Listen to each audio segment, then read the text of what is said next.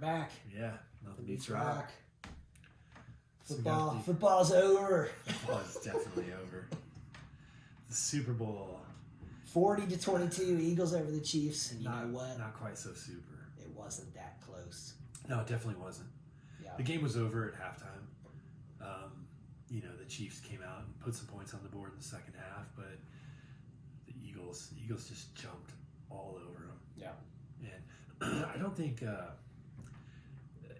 Obviously, give the Eagles credit. They figured it out. They figured it out and they executed it. They pulled it off. It was impressive. Hats off to their coaches, man, because they knew what to do and they weren't afraid to do it. And I would just say to the Buffalo Bills and the Baltimore Ravens, they're sitting around. That's your problem. Yeah, you guys are scared. You're scared when you play the Chiefs, and that's why you lose to them. And you know what? Sean Payton, he figured it out. He knows how to play them, And so, that's what I did see Alex Smith. After the game, he was talking to Chris Berman, and Booger McFarland was there. Booger McFarland was just going off, just like, you got Patrick Mahomes, and you're putting him out there with the worst tackles in the league, right. And Alex Smith said that they talked about Joe Thuney moving to left tackle, and he said, you can do that a little bit, he said, but in this game going up against the Eagles when they had 2 weeks to prepare for this, all this did was this created 3 big holes on their offensive line. Right. So Mahomes was getting pressure right up the front, and the tackles were just collapsing.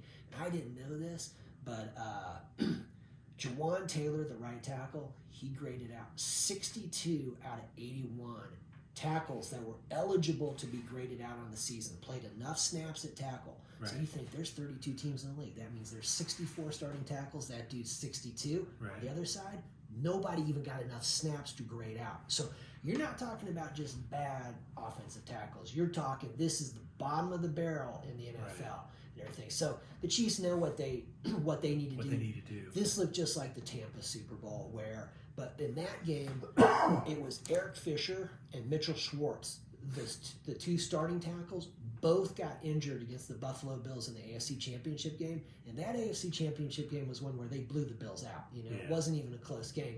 And then they got into the Super Bowl, and without those 2 guys, you saw what it looked like, and that was exactly what it looked like against Philly. This time, more concerning, I think, for the Chiefs because it wasn't because of injury.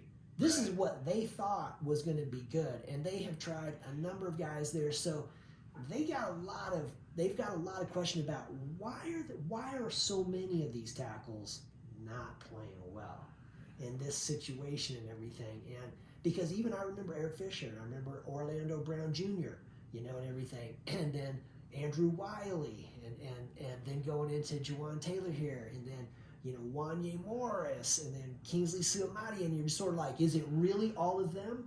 Right. Or is there some stuff that maybe with this scheme, because I remember even Eric Fisher and Schwartz thinking like, they didn't pay Orlando Brown Jr. because he was grading out somewhere around 20. Right. Okay, but they didn't want to pay him, and it makes me think like I didn't look up to see how did he grade out for the Bengals this year, because if you're seeing like, oh, he graded out like 20 playing for the Chiefs, but for the Bengals he graded out like number 8 or something, and it's just sort of like you're asking your tackles to do a lot. And so it seems to me it's possibly a little combination. It's an important position on every single team. Every team. I mean, unless they're a lefty quarterback, and the right side becomes the blind side. And the thing, like, what are you? Why are they being cheap? What are you? Yeah, what are you expecting from? And the thing is, Wanye Morris, he played at Tennessee and Oklahoma. Yeah.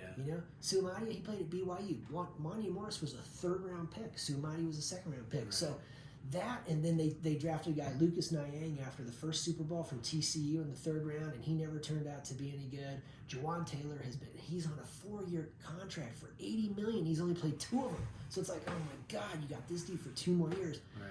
Yeah. So they've got huge problems there. But again, it's the Eagles coaching staff was brave enough to just say, we're gonna attack these dudes. We're not. They did it with a 4-man front Yeah. almost the whole game. Yeah. They didn't bring 5, and they just full on rushing. They're just bum rushing every single time, just power.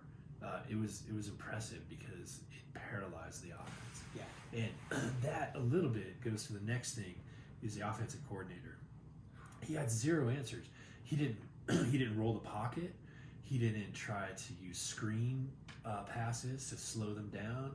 He just ate the ball. until like the fourth quarter. Once the Eagles were celebrating because the game was over, all of a sudden, they stretched the field. They scored a couple touchdowns. It looked better, but the offensive coordinator, you've complained about him before, but it's not just like a knee-jerk reaction, like he's got to go or he's not good enough, because you can actually look at the stats and you can see how many less points they get every game this year versus last year versus the year before when Bieniemy was calling the offense. The thing about it is that right now I'm even more confused about him and everything, and the reason is because I didn't know how bad Jawan Taylor was actually grading out. I just knew the other side was totally not acceptable. And I knew that last year things didn't look good. Donovan Smith, he was the other guy. He was there last year, and he won a Super Bowl with Tampa Bay when they hammered the Chiefs. And now what I'm starting to think is that combination of Orlando Brown and Andrew Wiley that beat the Eagles 38-35 is actually a whole lot stronger, and that possibly the reason Matt Nagy's looking so bad is because he's had the two worst starting tackles the last 2 years. Maybe. I mean, So, he does. I'm not a fan and everything, and I hear what you're saying. Like, hey, man, move the pocket. Like, he doesn't. He doesn't have the best tackles, but we saw what happened against Tampa Bay. That team kicked butt that year and everything. Right. And I mean, they annihilated the Bills in the AFC Championship game, and it just looked like, yeah, man, they're just rolling, and everything. And then that game happened against Tampa Bay, and it was like, whoa, man, these two tackles being out, and they looked just like they did against Philly. It's making me think, like, now, like, huh. But see, he was there for that in a different position. He didn't have any response. There was no... There's things that you can do. There was no nuance to the I know, man. It's kind of funny because I was thinking, was why don't you go with the two tight end set, but your two tight ends are actually going to be Suamadia and Wanye Morris. Right. So you literally have 7 offensive linemen. Right. Alex Smith, though, he was really funny because somebody was trying to put it on Mahomes, and Alex Smith was like, none of this is on him. No, I wouldn't put it on him either. He was just like, listen, what's going to happen is Mahomes is he wants to win so bad that then some things are going to happen that make it worse. He's going to try he's too hard. trying so hard to make it happen. When he threw the 2 interceptions, the one interception, it looks bad, yeah, and then you see the replay and you're like, oh my God, man. I mean, he's in the middle of his throwing motion. He just gets completely knocked off his spot, and you're like, that's why that ball gets so errant, know? And it was immediate. He looked he looked like Shedeur Sanders back there, man. Where it's like he hits the ball and there's 3 dudes in the backfield immediately. He got sacked 10 times. I thought it was just 6. I think it was. I mean, but pressured almost every time he dropped back. I mean, it was just. But there was no running game. Immediate. No running game. I want to say the Eagles had 24 points at halftime, and the Chiefs had 23 yards of offense at halftime. You know what I mean? So it was completely non-competitive game. And again, I just keep thinking, hats off to the Eagles, man, and their coaching staff, because they knew they identified. They're like, you know what, man? And it was what Alex Smith was saying, was just like, hey, man, with what they did with that left side of that line and everything. And he said, you can't double team everybody. You can't chip everybody. And so he was just like, when you got 3 enormous holes on your line, because he's saying, hey, man, you take Joe Tooney and you put him back at left guard. You got that, then you got Creed Humphrey, you got Trey Smith. He's like, your interior is as good as it gets. And everything. But the entire left side is just open. Well, see, that's the thing, is that if you take Tooney and put him at left guard, then at least and so then it's just your left tackle and your right tackle. But he said, but taking Tooney, putting him out at left tackle, it helped a little. And then in this game against the Eagles, they realized they're going to be weak here, they're going to be weak over here, because Tooney really isn't. This is really not what he should be doing. And against the Houston Texans, it showed in that first round playoff game, man. That dude Willie Anderson Jr., man, he was getting in there, you know, and God, the Buffalo Bills, though. Here's what I'm just saying, is if the Buffalo Bills or the Baltimore Ravens are in that game, there's no way it's turning out like that. And you know why I think that? It's because of the Broncos. Yeah. Because of the Broncos. Because of the way the Ravens and Bills beat the Broncos, and the way the Broncos should have beaten the Chiefs. The second game we just throw out, that one kind of doesn't matter. But I can go back to last year, look at both games last year, and think like, Chiefs won 1, Broncos won 1. The first one this year, the Broncos should have won if not for a blocked field goal and everything. And thinking, Sean Payton has kind of been onto this. He just needs a little bit, with the offense. He needs more personnel. But against the Bills and the Ravens, it made me think like the Broncos could play them like 10 times. They're not going to beat them. No. They're not, No. And so I would look at thinking, to me, yeah, it kind of just overall. It's surprising if somebody said the final score is going to be 40-22. I thought the Chiefs got their shit together and just freaking went, and everything. Yeah. But at the same time, it's like you really, when you see the game, are you surprised? And it's like, nah, this is what they've been all year. This is why they had all those close games, because that offense cannot put teams away. Right. They cannot stay on it and execute like the way you see what happened to the Broncos second half against the Bills. Right. What happened to the Broncos second half against the Ravens, where, man, they got it going, and it was just like, boom, they got it. The track meet was on. Yeah. And the Chiefs were not capable of that. Yeah, Mahomes wasn't getting sacked by one guy. He was getting sacked by three. It was all over the place. Yeah, I mean, it was just the right side, left effort. side, the middle. He would step up, and then he would run into his own guy, and then boom, down he goes. So it was a clinic by the Eagles. Yeah. They did awesome. I don't think that the Eagles' offense was spectacular. I think it was kind of it was effective. I don't think it was just awesome. It wasn't 40 points awesome, because I think that the Chiefs offense about 24 points. At least 17. Yeah. I thought that the Chiefs offense the Chiefs defense played awesome. Alex Smith, that's one of the things he said about that game could have been much farther out of hand if the defense. Yeah, Alex Smith said that the Chiefs defense in this game actually played well enough to make this a competitive game. He said something like, "I don't want to take anything away from the Eagles and just say that the Chiefs would have won and everything." Oh no, I'm not saying that. But he was, and it was the question we had: what's going to happen to the Eagles if they can't run the ball? Well, Saquon Barkley did not go off and everything. They shut that down. I think he ran for 70 yards roughly, but he had like 45 or 50 yards of receiving, so he was effective. But the defense, the Chiefs' defense, did their job all day long. Special teams did their job.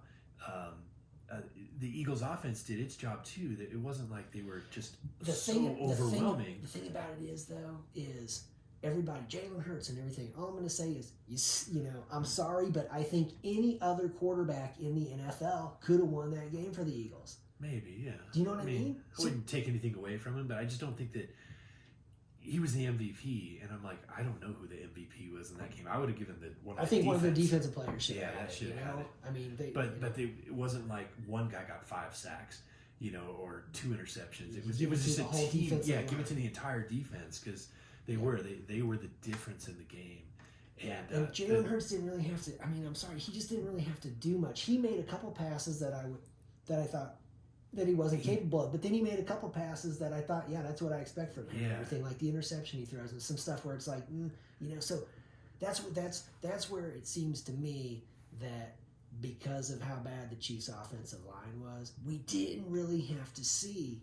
They didn't have to dig deep. Didn't really have to see Jalen Hurts like really under pressure to see can he come through in that scenario, And so maybe he can, but he definitely came through, but he didn't have to. He didn't have to stretch. It doesn't clear him up to me, and everything. Yeah. And I see him. They've already lost Kellen Moore, their offensive coordinator. He's going to be the head coach of the Saints.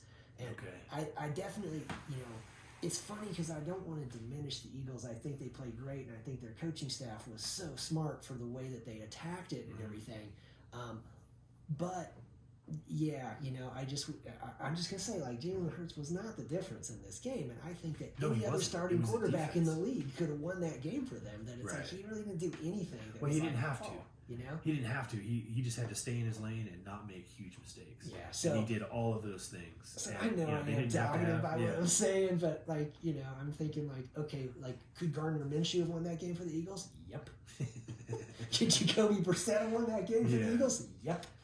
Yeah. Like you could just go. The Eagles' defense dominated. You could go down the list. Yeah, it made the job easy for the Eagles' offense. Yeah, I mean, and because the defense was so effective, they got short fields, they got turnovers. They made it. The defense is what made that game, and it was impressive because I don't know if the other teams, like you said, the Ravens or the Bills are just not brave enough to just go for it, or they didn't have the exact personnel to make it happen. But I gotta imagine that they were sitting on their couches on Sunday going, "Wow, they made it look easy. Like, how come we struggle so much against the Chiefs, and they just made it look like it was nothing?" Well, I'll tell you what, man, the blueprint there is now. It's there. I mean, because any of the teams that are, all those teams in the AFC West. I mean, you think about it, the Chiefs beat the Chargers in 2 games that were close. Yeah. You know, and everything. They beat the Broncos in a game that was close. They beat the Raiders in 2 games that were close. They could, Right. I mean, the Chiefs easily could have lost at least 5 more games this year. Yeah. Okay, and so looking at where they are right now, it would just be, I would just think any team playing the Chiefs is just like, you take a look at that Eagles game and you take a look at Yeah. what the Bucks did to them that year also and everything, Right. and just attack them and just say, Right. when you guys are weak at this, it's your quarterback, your all-world quarterback, you know, and everything in the Yeah, if conversation he's with Tom only got Brady, 3 he's not seconds. going to do anything. No. You know? Well, he can't. Yeah. I mean, he could do all the spectacular stuff he does, but he can't do it in 3 seconds. Yeah, I mean, so it would just seem like, you know, study what they did and just do that and don't be afraid. Now, at the same time, you know, the Chiefs, you know that what's going on they in know that what they have to organization, man, is they're, Yeah. you know, and everything like gotta this fix shit's this never because- happening again, you know? Right, because Yeah. basically it makes it look like all the dynasty talk is laughable now. It's like, you know, yeah, they've been awesome. They've been to 7 straight AFC championship games. It doesn't look like they deserve to be there, so they're going to go to work and fix the glaring problem. Yeah, after the Bucks lost, they completely retooled that entire Yeah. offensive line. And here's the thing I would just say, really to Andy Reid, is like, man, you've been to 5 of them with the Chiefs, and you know what? You have not shown up ready to go at any of them, man. Yeah. You fell behind the first one to the 49ers. You were down 20-10 going into the 4th quarter, man, and you had to come back and win. Then the next one against the Bucks, you got blown off the field. Then against the Eagles, you guys are down by 24-14 at halftime. You're down by 10 and everything. You have to come back in the second half and win that one. Then against the 49ers last year, you're down by 10 again, and you have to come back and win. And this one, you come out and you just get blown off the field and everything. Like, Yeah. how come you're never ready to go at the beginning of these games, man? You were ready to go against the Bills, Yeah. you know? And I'm just wondering, is a little part of you guys thought like we already played the best team? The Bills were the toughest team, and now we got the Eagles. This won't be so The bad. Eagles were very quiet all year long. There wasn't a bunch of They were never fanfare. on our first. No. We never had them there. No, the highest I ever had him was maybe 3rd. Yeah. And there was one time where I was like, you know, the Eagles and the Lions, but I went with the Lions. But yeah, so no, I didn't. So now that brings us to first and worst. I got the Yeah. Eagles first. I mean, You have to. got them first. It They was won the Super Bowl. Dominating. Like, it just, the game, it was disappointing because it took me back to, like, you know, the 80s when the Broncos would play in the Super Bowl and it would be over at halftime. You know, the Washington Redskins just came out and crushed them. And by halftime, I was like, we got to find something else to do Yeah, some of that. because I can't watch this Dude, anymore. I think the worst one was that one against the 49ers. Man, like the 56-10 one or whatever. Yeah. I'm just like, oh my God. The Giants did it. I mean, it just seemed like an annual event. And I know the Bills have the Broncos beat because they did it 4 years in a row and they just got crushed. But that's how that Super Bowl felt. Because, like, remember, for the longest time, the NFC Championship game was the Super Bowl. Yeah, the NFC won it for a big For stretch. years and years. That's kind of how this game felt. It was like, wow, that was a disappointment. Yeah. There's definitely things that can be done to fix it and whatnot, but the Eagles definitely, they're the first, and Yeah. they were quiet all year long. They got off to a slow start. They were under the radar. Washington took a ton of their their media, their the talk. The Eagles started 2-2, and they yeah. had a loss to the Falcons and the Bucks. Yeah, and so that's what I mean. They were under the radar. You look at that The Bucks whole team, time. man. You know, thinking the Bucks, They beat not the the Eagles. They beat the Lions this Yeah. year. They beat the Eagles this year, and they beat the Eagles last year. Knocked the Eagles out of the playoffs. Yeah, they're close. You know, they're not. And you think, God, that one freaking play, man, because you saw Baker Mayfield get the ball knocked out of his Yeah. hands, running that that kind of Weird. spread option deal or whatever, Yeah. you know. And then you saw Mahomes against the Bills with Pacheco getting knocked Yeah. out of his hands and everything. And you start thinking, boy, man, that's a college play, you know, and everything. Yeah, like sometimes that. you don't want to be too fancy. Yeah, it's you know like, that it's like it'll blow up on you. Yeah, but yeah, the Bucks. So they started 2-2, and their other loss was they lost to the the Commanders. Right. They lost to them, kind of toward the end of the season. But The then football club. they Yeah, took that was them out of that was a weird loss for them. They That took game, them out there, it seemed like the Eagles maybe were resting people, but I don't know. I didn't watch it. Afterwards, Yeah. it was like, wow, it was odd. Yeah. But no, the Eagles all year long, they were just under the radar. They were just a couple of games out of the spotlight, and they peaked definitely at the right time. Yeah. So, I know Always Sunny in Philadelphia guys are probably They're still partying. They're happy right now. Yeah. Yeah. It'll probably be in their next year's episodes. I look forward to that. So who do you have for worst after the entire season? I guess the Tennessee Titans, man, they got the first pick in the draft, although there's a little Yeah. part of me that wants to say the Kansas City Chiefs offensive tackles deserve that worst spot right Nah, there. they can't. Yeah, not for the whole team. You know, but yeah, overall the Titans. The Titans, they quietly got in there too. We'll see what the Titans do with that first pick. I'm still sticking with the Raiders because I think the Raiders are going to sell their future to move up in the draft. It's funny and because I can't wait to see it. I don't give a damn about the draft. It just happens. It's like, oh, we'll just see who we get, who the other teams get. This year, I actually care. Yeah. I want to see because I think the Raiders are going to sell their souls to move up. I'll tell you, to the rest of the NFL, if you guys let the Raiders stick at number 6 and take the guy they want, who is Shadur Sanders, and you guys don't make them pay for that pick, oh my God, you're messing up. That is a huge mistake and everything. You know, if you're Tennessee, I'd be calling the Raiders right now. Hey man, we want this pick? Let's make the deal. Right. You know, and everything. And, move up. You know, we want first round draft pick for the next 4 years. We'll take your 6th round pick we'll take your number 6 pick in the first round. Yeah. And then, maybe we'll take your 2nd round pick also. Whatever, because the next Tennessee, 3 years. If you got the first pick, you got a few holes. Exactly. They've got the first pick. They need to work it. Yeah. Don't get one person. Get 5 or 6. Jimmy Johnson style. Don't just go get the one dude. Yeah, see what you can do and everything, and just you can't let the Raiders get you to it number 6 No, without not for paying free. for it, man. Yeah, make them hurt. That's. But somehow I think that Shadur is going to end up a Raider. I have a feeling. With Pete Carroll coming in there, and it seems like the Raiders they could get Shiloh too because right their ship. Yeah, he's going to be available. He's going to be available. Everybody will have a shot at Shiloh. Everyone will have a shot at him for 5 or 6 rounds. So yeah, they should be able to pick him up as well. Yeah. So it'll be it. Like I said, the draft is usually it's on. This year I'm gonna actually tune in because I just especially for the first day. Yeah, I kind of want to see. See definitely how want to see it where works. Shadur goes. Want to see where Travis Hunter goes. Want to see how definitely. this all works out and everything. And then I want to see who the Broncos are going to take. Yeah. Want to see what the Chiefs are going to do. And everything. I mean, I think the Chiefs pick seems to me it seems kind of obvious right now that's going to be an offensive tackle. Should. But I'm definitely interested to see if the Chiefs go, you know what? We're not going to stay back here at 31 for that offensive tackle and end up getting the 3rd best offensive tackle in this draft. We are going to move up and get the best dude. Right.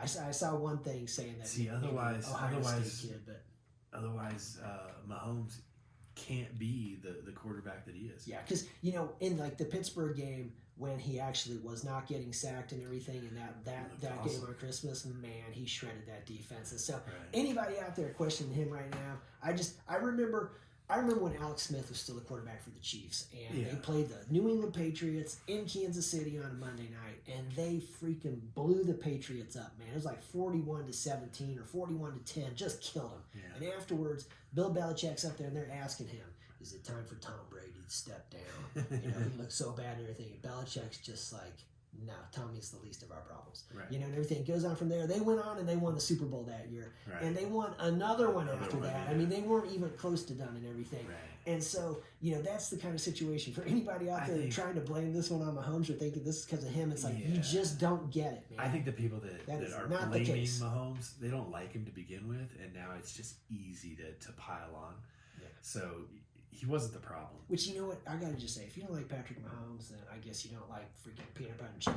You don't like freaking puppy dogs and sunshine and stuff, because there's really nothing not to like about this guy. This dude is a solid person. He gets behind good causes. He's not running his mouth. And after the game, you know what he did? He basically sat there and just said, this loss is completely on me. Yeah. I got to play way better than this for us to win. Defenses are playing me differently, and I've got to adapt and get better to learn what they're doing and everything. And as soon as that was done, they went to Alex Smith, and Alex Smith says, okay, so right there, that's why everybody in that locker room loves him and everything. Right. He says, and as much as I like what he said, that's not true at all. No. This game, he is the least of their problems and everything. Right. This is completely on that offensive line. He didn't throw anyone under the bus, and he could have easily named 3 or 4 names or more. He didn't do any of that. Could you repeat that question? My ears are still ringing, man. I Yeah. got the shit knocked out of me today. Right. You know? My helmet's broken. Yeah. Yeah, no, he's definitely not the problem. Yeah, so- he's a class act. You know, he's not getting in trouble every year. Like, that's the thing that I never liked about the Patriots and Tom Brady is there was always something like they were deflating footballs. He's throwing them. Some sort of There's some scandal, shadiness. the Spygate type stuff. Yeah, and it's and they're recording other teams, and then the other coaches that get head coaching jobs, they got in trouble. Like, it just seems shady. Mahomes doesn't seem like that at all. Yeah. He just seems solid. You know, taking the blame for something that really wasn't his fault. You know, obviously he didn't play well, but you know he didn't say I didn't play well because of them. He said I didn't play well because of me. It'd be like, you know, Pogacar having to race on flat tires and everything. Yeah. Being like, how come you didn't win the stage today? How come you lost 10 minutes? I just didn't have it. Yes, yeah, I'm riding on the rims. Yeah. You know, like, I just got to be stronger. I didn't eat enough food. Yeah. You know, yeah. My nutrition was wrong. Like, yeah, you wouldn't blame, you know, whoever's fault. Yeah, it was just you take the blame. Yeah, and you know, I think that makes it very difficult to kind of evaluate the entire situation for them and everything. You know, it makes it tough to evaluate some of the receivers and some of the running backs and just everything that's going on, because you're like, man, this, you know, I mean, you know, all year I've been saying like this left tackle position is a big problem for them. You Right. know, and everything. And it was obvious the second game against the Bengals, it was just glaring. Like, oh my God, Hendrickson just killed Suamadia. He was in there on Mahomes on every play. You know, it wasn't just getting dominated a couple times. Right. Oh, he missed that black on the 3rd and 8th there or whatever. It was like 4 every play, man. He's just getting smoked, you know. And But I don't think that like makes it difficult to evaluate everyone. well, see, Matt Nagy now, I'm sitting there thinking like, boy, though, Eric Bieniemy, when they were scoring 7 more points a game, he wasn't dealing with these offensive tackles. He had Orlando Brown Jr., who Okay, you maybe know Matt. what I'm saying? That Maybe it's like Matt Nagy. there's some stuff that then it's like, boy, at the same time, Maybe you know. he's not as good, but he's not. Yeah, I don't think he's good enough. Like, there was no creativity. There's things they could have done to try and You slow know, them down. yeah, They could have run screen plays. They could have run draw plays right up the middle and just run right by him. Like, they didn't do any of that. Yeah, they ran the halftime same is pretty stuff. long during the Super Bowl, and Oh, I would yeah. think that maybe there'd be a few little changes, but I think Even before halftime, they weren't making any changes. Yeah, you see- run screens to slow them down. I kind of think after, you know, the Steelers game, I really kind of think that they thought that with Joe Tooney over there and Caliendo at left They'd guard, solve their I think problem. they thought they had the problem Right. under control. But this is where, hey, the overall, because I'll tell you what, man, if you really take a look at the Kansas City Chiefs, man, any of the free agents they brought in or dudes they've drafted on the defensive side of the ball, Mhm. they're good. Yeah. They contribute, man, and they play well. Right. On the offensive side, there is a whole slew of guys that they have missed with now. So maybe that side of their scouting isn't Steve working. Spagnuolo makes me think this dude knows what he's doing. He's not just great X's and O's and designing No, stuff and no, everything. He's a definitely. great evaluator. This Yeah. guy can come in and do what I need him to do in my Right. defense. And on the And offensive side, their defense was solid. I wouldn't knock them at all. I was surprised that they didn't cave in the 3rd quarter. And just give because- up. Well, give up just because they were pissed or just tired because they were on the field so much, and like they would be on the field and then all of a sudden the ball would get turned over, you know, and off they'd go right back out. Yeah. So I was expecting them to fall apart. They didn't fall apart. Yeah. They actually played solid till the end of the game. You know, and you could see on their faces that I would not have wanted to been in that locker room, you know, like offense versus defense, because like the defense just looked like, again, you guys are going to screw us again. So yeah, I think the whole program on the defensive side is pretty solid. They need to retool not just players, but whoever's picking players for the offense. yeah, because And, man, and I don't there's maybe a lot of maybe misses, Nagy man. can resurrect himself, but like there's no creativity there. Like, you know, even last year they had you know the Mickey Mouse play or whatever it was, the Tom and Jerry play. They didn't have anything this year. It was just like they just got run over. Look, they were just standing on the tracks for 4 quarters. yeah, and you know what, man, I mean, the big picture of it, Eric Bieniemy was there for a long time, Right. and then now Matt Nagy, and unfortunately, you just don't know when you're not in there. But like, how stimulating has all of this been for Andy Reid to actually be like, hey man, you got to keep developing stuff and stay on the front end of it. Because I just remember them; they used to run some really cool plays. Like when you'd see like that little shovel pass to Kelsey right through the middle and everything. Like they get down there, whatever, and all of a sudden it was like, boom, boom, and you're just like, what just happened, man? What did I just see on this play? This is bananas, and everything. And kind of, I mean, in this game, but again, I think it's tough to evaluate in this game because of how bad the offensive tackle play was. But when I see Clyde Edwards-Helaire, that's a miss. Lucas Niang, that's a miss. Sky Moore, that's a miss and everything. Bringing in Jawan Taylor, that's been a miss. Not re-signing Orlando Brown Jr., I bet he's laughing his butt off right now, and he should be. And everything. Let Andrew Wiley go. I didn't really think Andrew Wiley was very good, but I kind of wonder because I didn't think Eric Fisher was very good. I didn't think Mitchell Schwartz was very good. And all of a sudden, it's like, how come all of these guys? And then, like I said, Wanya Morris, especially if they go somewhere else and they perform. Yeah, and you're like, oh man, Andrew Wiley's playing for the Commanders. Allegretti, he left too. He's with the Commanders. And then Suamadi and Wanya Morris being a second round and third round pick out of BYU, and then Wanya Morris playing Oklahoma and Tennessee. I'm just thinking like these dudes, man. So I think it's tough to evaluate. Is this a personnel thing, or is this a coaching thing, or is this kind of a little bit of both right now? Where it's sort of like seems like all the above. You got some problems with the personnel that maybe these guys aren't that good, or the personnel that are doing the picking. And doing the developing, they're not getting it done either. So they have some huge questions there, and especially too because thinking, man, you can't be throwing away a second round pick and a third round pick on these offensive linemen that then aren't going to contribute at all. Like, can they play guard? Can they play a different position for you? Because Trey Smith, that dude's awesome. He's a free agent. So now it's sort of like, what are you going to do, man? Are you going to let that guy go? And now all of a sudden you got 4 giant holes? Well, really, Tooney will move back in there, so it would still be at 3. But 3 out of 5. So. What are you guys gonna really do here and everything? Because the thing is, if you have Creed Humphrey in the middle, and you got Joe Tooney at left guard, and you got Trey Smith at right guard, you have the best interior line in the league, man. And then you put those dudes out there with the 2 worst tackles in the league. So. Yeah, you got to look at free agency. You got to look at the draft, and I mean every team has to do that. So they got exposed. So there's no more like kicking the can down the road. They have to fix it now. Otherwise, next year is going to be awful. It's going to be next year's going to be really tough because they're not going to be winning those close games. And you know what? Yeah. In reality, you got to think. Look, man. This year was a fluke for them to be 15-2. I mean, I think 10-7 is kind of generous, really, as to where they should be. And just thinking, look, you're not going to go on another 17. I mean, right now they've won 17 straight or something games that are decided by 1 score or less. Yeah, and just thinking like, hey man, if all of a sudden you get in a streak and you lose 5 or 6 in a row with those. Yeah. Now they could have gone 10-7 and still won the AFC West, but it would have been. They wouldn't have been playing any games at Arrowhead. No, it would have been. Chiefs, Chargers, Broncos, they would have been tightly packed, sort of like the NFC West. Yeah. I really don't see the Chargers and Broncos. Their trajectory is up. And the Chiefs right now, you think, well, you've been at the top. There's nowhere really to go. You can't go up anymore, But they're a lot closer to those teams when you see how those games played out. Right.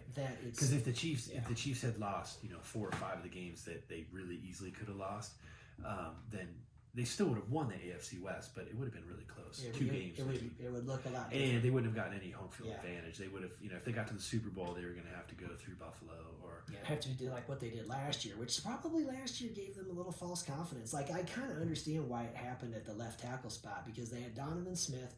He was an older player. He got injured. Wanya Morris came in, and they thought he did a good job. And it's good enough to where they weren't sure that Donovan Smith was actually going to get his job back. But then Wanya Morris got dinged up right as... Donovan Smith was healthy again, so he came back in. He had the jobs. So I understand why they decided we're not going to re-sign Donovan Smith. We're going to go.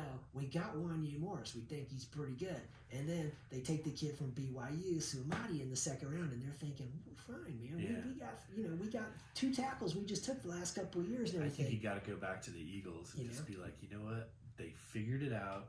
They saw it on the films. They worked it out on paper, and they executed it. And maybe nobody else had the guts to like actually commit to it, but the Eagles did. And now everyone else is going to look at that and be like, oh, it's right there.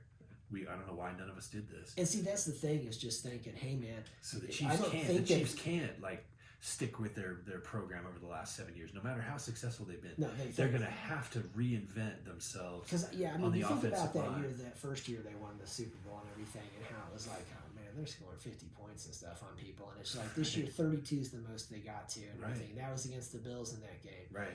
and that It was just barely enough. and it was barely enough. Probably the best game they played the entire season and everything. Getting some stops and everything. Yeah. And I don't know. Now it's like, well, it's If the offense had played better and not got with the turnovers, that game's way closer.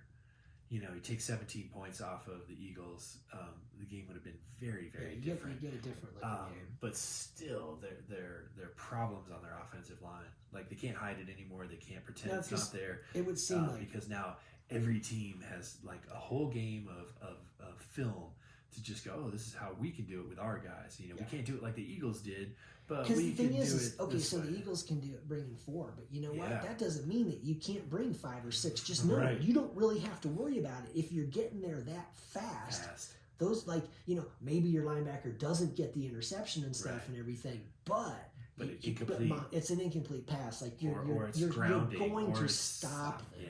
They're not going to go anywhere on you. Don't be Right. afraid. But yeah, they didn't. Yeah, that's the thing. Like they didn't roll the pocket. There was no bootlegs. Yeah, they don't have to be naked bootlegs, but there was no bootlegs where he could run or pass. He just stayed in the pocket all night and just got eaten. Yeah. So it was. I don't know. It was really odd New to Orleans watch. voodoo, man. They just Maybe they just don't like him. Yeah. I don't know, but yeah, congratulations to Good the job Eagles, to the 'cause Eagles. You guys got it done. yeah, You're the champs. they definitely got it done. So yeah, And we did kind of say it. There've been a lot of women in Kansas City, so yeah. I mean, you can't win them all, man. and they can't. It's not like the cupboard's empty. Like they can fix this. Yeah, They can fix this, and they can be right back in Mahomes the still mix has next quite year. a bit of tread left on the God, tires. he's 30, right? You know. 30 years old. They God, for some reason I want to say it was 29, but 29? whatever it is. Whatever the stat They they showed kept the showing was stat under during 30. the game that at this point in Tom Brady's career, he had 3 Super Bowl Yeah. wins. He was 3-0 in the Super Bowl, and Mahomes is now 3-2 in the Super Bowl. Yeah. And so he's still and Brady. After the third one, there was quite a stretch where he didn't Yeah. win. Yeah, Brady played a long time. Yeah, and looking at like towards next year a little bit. Like I was thinking about, God, man, if you had to project right now, who do you think the 2 teams in the Super Bowl would be? And I think, oh my God, I feel like it is very wide open. That on the AFC side, the being a Chiefs fan skews me too much, and everything. And I just think like, God, man, I would have to just say the Baltimore Ravens, man. Like they look like the strongest team to me, but they Yeah. beat themselves so much and everything. It's just Right. like, man, just don't beat yourselves and everything. And then the Bills. Get in there, But you know what? I think the Eagles beat the Ravens this year. I think they played each other, and the I think Eagles they played beat them. early. Yeah. And so it's like, Well, Um, the Eagles, I would put the Eagles at the top, but the Washington Commanders, The Commanders are- ridiculously. Yeah, the Commanders are coming, and the Lions. You just think, And the like, I Lions- doubt they'll have all these defensive injuries again. And Right. everything. They and had then just at the a- same time with the Rams, I saw Yeah. Cooper Kupp. Like they're Are they keeping gonna trade him and stuff. Yeah, and I don't just know. like, Why he would he only trade been him? there a little while. Why would Yeah. you do that? Like it seems like you got some Yeah. good guys there and everything. And I know I saw the game you guys played against the Eagles. I think if you played them in LA, you would have won. Right.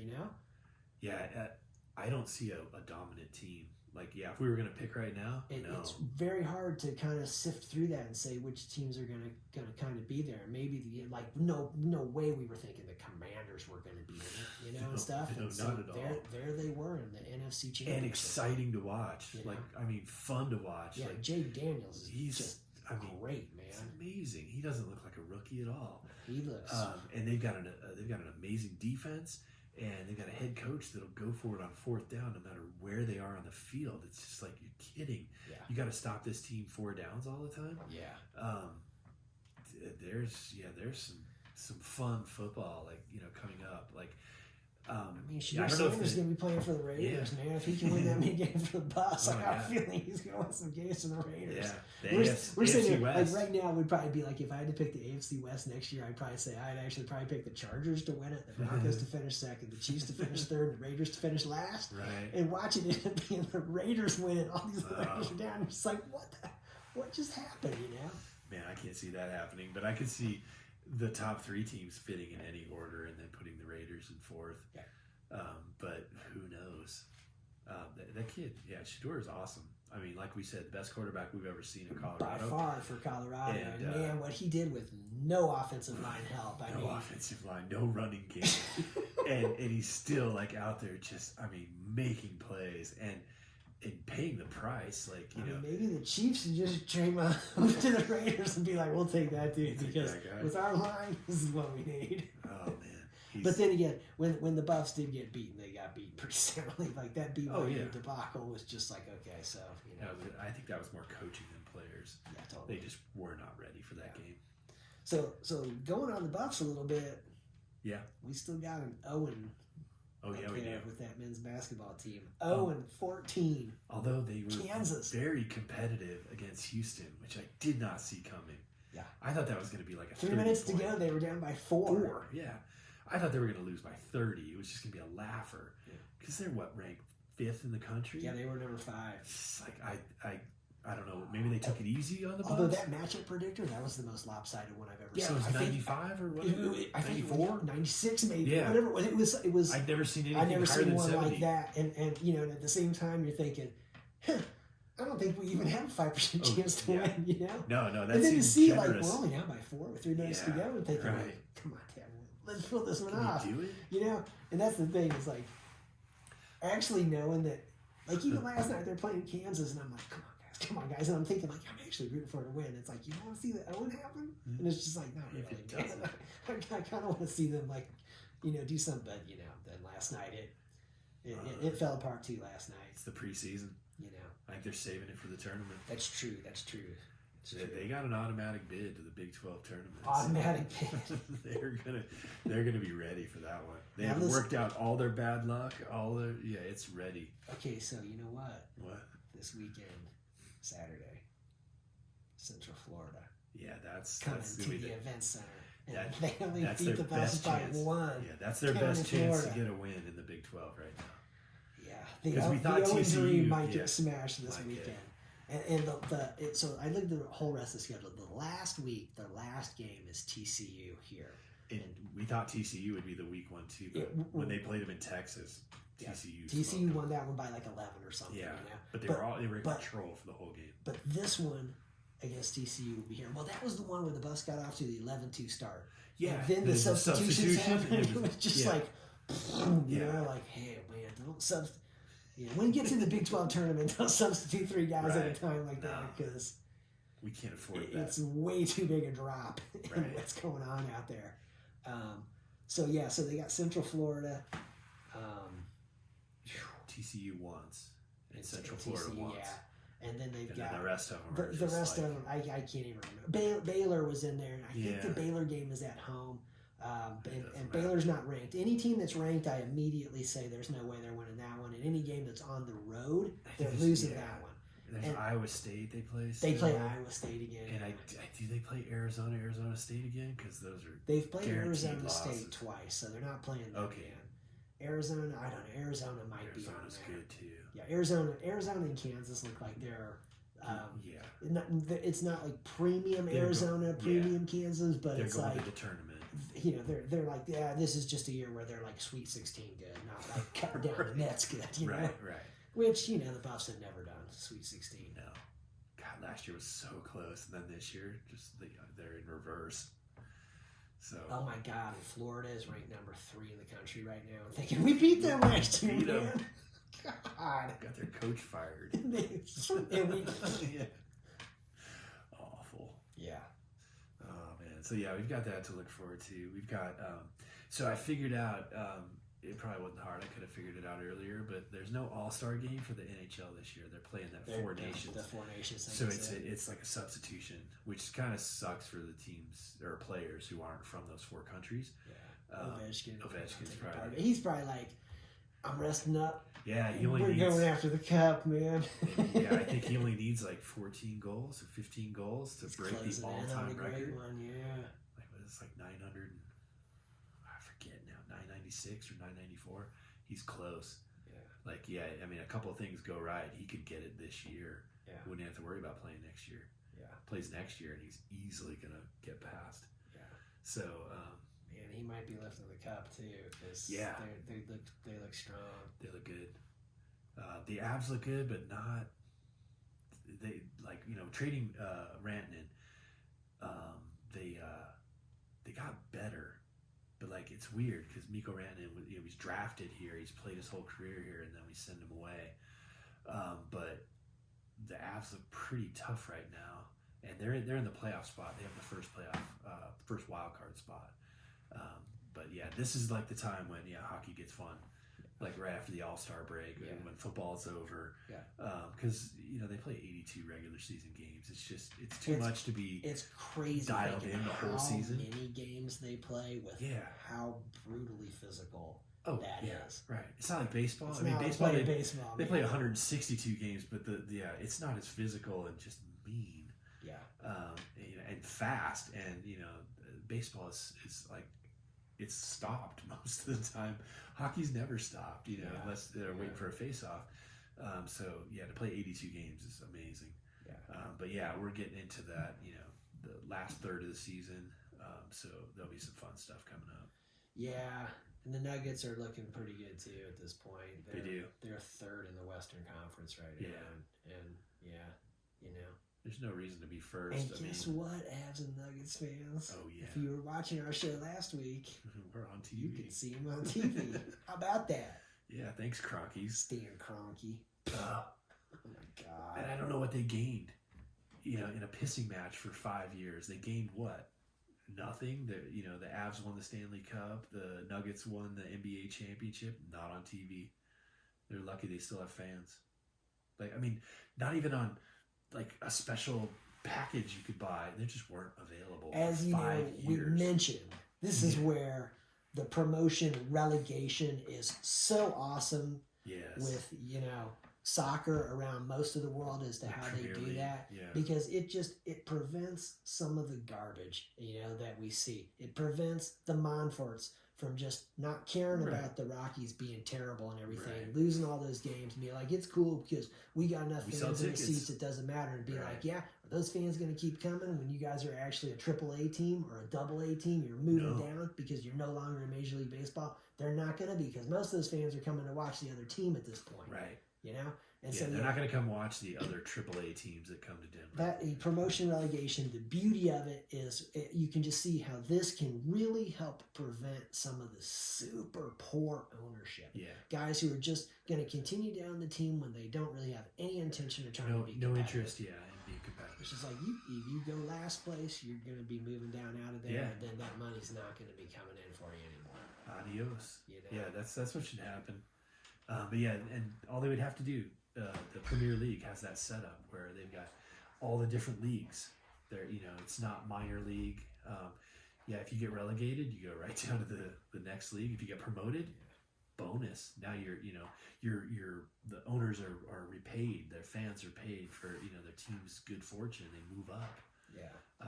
I love that system. Yeah. I mean, I don't know. It's cool. It should be incorporated. Yeah, it's a lot of plus to that. Get rewarded for doing well, and if you're doing too poorly, you're done. You're not there. So Tennessee Titans, you guys might be playing a different level next year. Yeah, you could be in the SEC next year. You could be in the SEC. The Big Ten SEC league. God, that's crazy how those things could come together, man. They're not far apart. Especially if the NIL starts or the NFL starts contributing money to the NIL. You get sponsorship from the next league up. Right. That's the next thing that's coming. Kansas Jayhawks, sponsored by the Kansas City Chiefs. Right. Colorado Buffaloes, sponsored by the Denver Broncos. Or Dick Sports, or whoever, man. Apple. Yeah. They just start sponsoring teams. Then these players will be making more money in college than they would in the NFL. They'll probably stick around for 4 full years. The Yale Bulldogs, sponsored by Elon Musk. Yeah. I don't even know where he went to college. I know. I'm Bill very Gates. interested to see where we're going to be about 5-10 years down the road with the Ivy League schools, because I see now they want to take part in the football championship subdivision playoff. Why not? They're wanting to up it. I think they're seeing, man, we got a ton We've got of money. money. We can just pay players. Yeah. Ooh. Yeah. I'm thinking like those schools. When did might- this happen? They might make a comeback here. Yeah. You know. Yeah, when did this happen? Even like, remember when Colgate, like years and years ago, like Yeah, it was the man. 80s, they lost like 26 games in a row or 46 games in a row. Like, we don't have to do that anymore. Yeah. We'll just pay You them. can just buy the best players. Yeah. You know. We could buy a coach too. God, that would be so funny if all of a sudden those teams end up, at some point being really good again. Right, right. It would be funny. Yeah. It would deserve it. Like, if it turns into just that, you just pay to win league. That's what Why it not? is. That's Yeah. that's definitely what's going Yeah. on right now. So Ohio State was the highest paid team in Were they? college last year. Okay. Where did you see that? Just in an article? Yeah. Fairly recent. I saw That's- something doing the NIL breakdown. Ohio That's- State that's- was the highest paid team, but which was, I think it was an article about Day and whether or not he was going to get fired Right. and everything. Which knowing, like, boy, if it weren't a 12-team playoff, I think he would have gotten Yeah. fired after that Michigan loss. And He'd be knowing looking for like a it new was job. still the 4-team playoff, they wouldn't Right. have gotten in. Oh, I think they definitely would have not. been like, he's gone. Right. We put out the most money and we didn't get Right. in. He's gone. And Oregon would have skipped right up to the Final Four because they would have made it. Yeah, Oregon would have gotten in there for sure. I think it would have been something like Oregon, Georgia, Texas. I kind of think it would have been Notre Dame, but it would have been either Notre Dame or Penn State for that 4th spot. Right. You know, Right. And, Arizona State would have missed yeah, they out. wouldn't have been in there. Boise State would have missed There's out. no way they would have been in the top 4. But with that loss to Michigan, there's no way Ohio State no, makes the four. that would have doomed them, because Penn State then, if they had won that one, they would have been in that. But yeah, Penn State and The Notre Big Dame, Ten. they would have been ahead of them. Yeah, because Ohio State, I think we went over it once before. They were like number 8 coming into it. Notre Dame was number 7, and Yeah. number 6 was Penn State, and that was with Boise State being 3 and Arizona State being State, 4. And it's yeah. like, just pull those two out. There's no way they would have Right. been up there. That was just because of the wacky way they're doing it and everything. With I mean, they earned their seed. way into the 12, but they earned their way into 12, but yeah. they shouldn't have been the 3 and 4 seed. I Probably think not. that's that. Probably But not. but in the it shows old that- system with that- 4, they wouldn't even have been considered. Exactly, they wouldn't even been considered, and so if you move that up, you would kind of have to look at Ohio State and see that, like, hey man, you're still behind.